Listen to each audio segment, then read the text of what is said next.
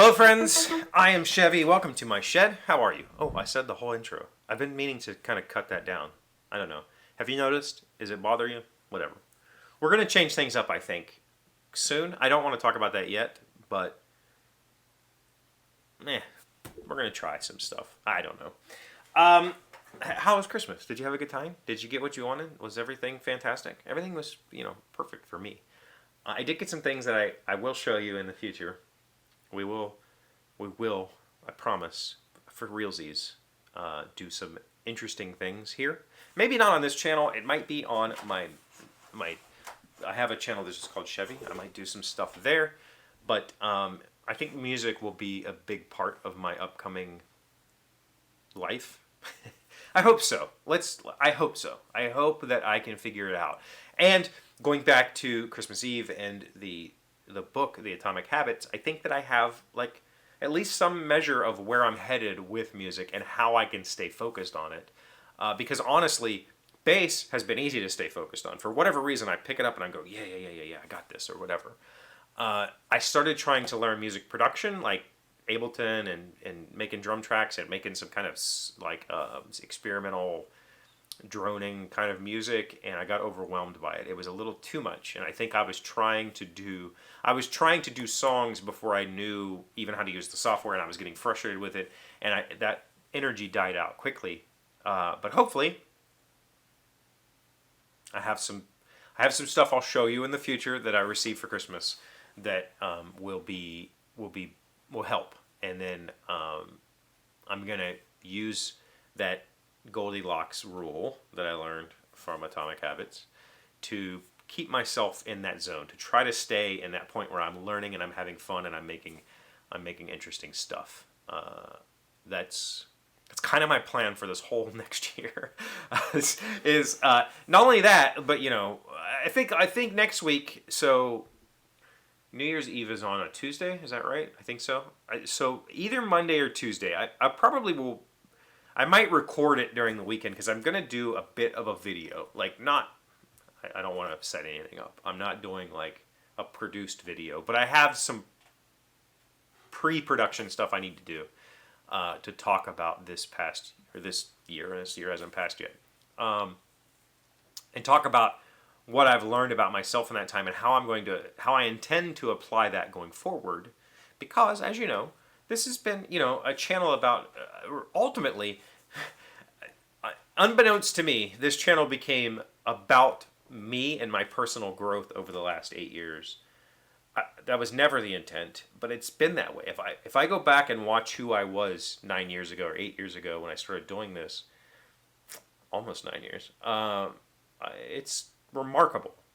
The person that I was then versus now is I'm very happy with where I've come, and it's taken a lot of time and a lot of reflection and a lot of soul searching and a lot of personal growth to get where I am.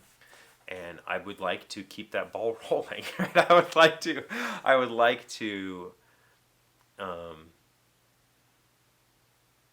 get back to a point where I'm feeling productive, but I'm not manic about it, and I'm not overwhelmed by it, and I'm doing things that I enjoy doing, and I'm exploring them on my own time and becoming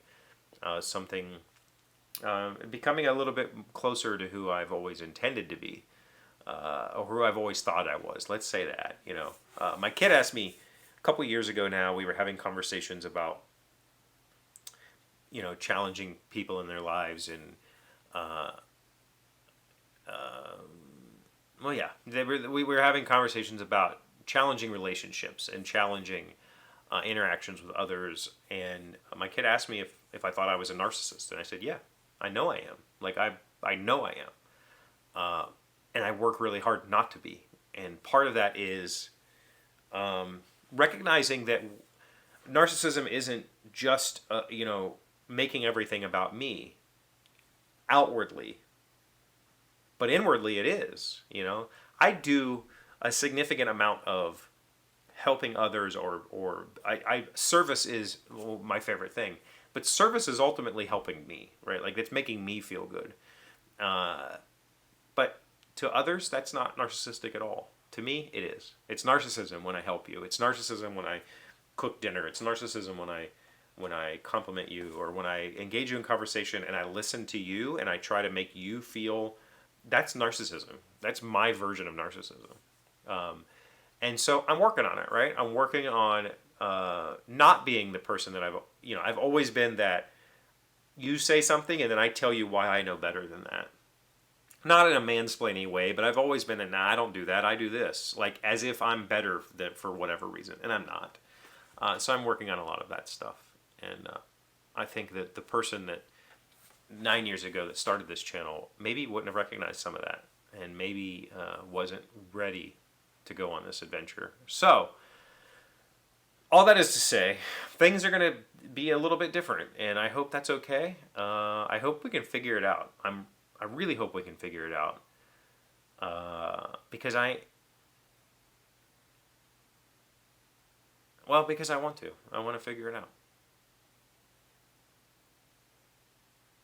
I don't know what I just said. I don't know what any of this was, but I appreciate you for being here and listening to me and always coming back and commenting. I really appreciate that. Thank you for being here as always. Thank you for liking, commenting, subscribing, being amazing friends and wonderful people. I really appreciate you. And I'll see you again tomorrow. Today's 1,000 plus little things happy, successful people do differently. We are learning 10 actions that always bring happiness. Number 2, focus on things that truly matter.